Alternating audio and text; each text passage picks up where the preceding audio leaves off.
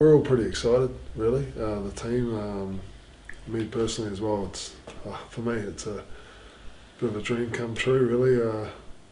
For a kid that had big dreams of one day being an All Black, but to be come out to my second World Cup, it's just massive. So it's going to be great for our country. All these people coming out to support their teams and watching that to experience all the great stuff of New Zealand.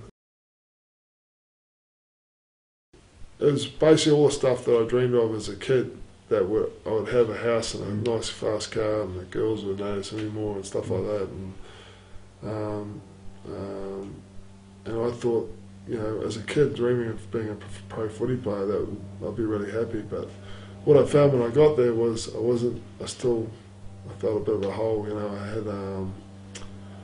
Didn't feel fulfilled, and there were things I was doing that I felt really sad about, felt down about, and I started to remember, along with drinking and stuff that goes along with that. But and I remembered my youth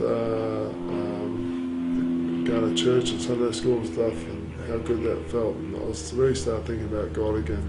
And obviously, like I said, my family were Christians, and so the key moment was when I went to Great Britain with the Australian side, and my front row partner was a Christian. His name was Jason Stevens, and on that tour, he really stood out from the other guys, and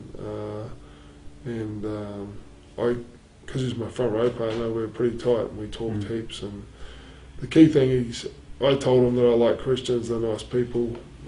Maybe when I'm old or something, when I'm a nice old person, I'll be a Christian, but at the moment I'm a loose cannon and I don't want to be a hypocrite or anything. And he said, it's not about you changing, it's repenting for your sins and submitting your life to Christ, letting God change your life, that really hit home with me. And I went back from the tour a couple of months later, and I was probably even getting more loose. And one morning I just got up and I thought, right, I'm going my way.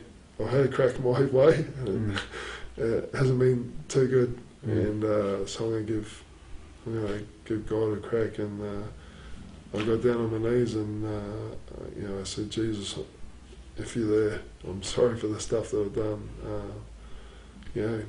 Throughout my life, and please forgive me, and I submit my life to you. Please come into my life, and and help me go, live this life, because I need you. I thought I'd just keep it to myself about being a Christian, to see if I didn't want to go out and tell everyone I was a Christian, and just still carry on the same old way. So I thought I'd give it a couple of months and then see things changed. And probably the significant thing was, I was at the Broncos. I had different teammates come up to my roommate Shane Ribke and asking, Thorny's changed or whatever, and what's going on with Thorny here or there. And that's when I knew that, there's definitely changes going on. Probably a key thing that came through was I actually started, until that point it was sort of all about me. Other people sort of come second, and God wasn't even thought of, or he was last. And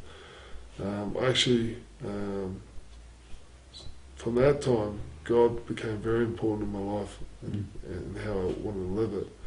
People became a whole lot more important than other people, and then myself. It sort of turned around that way.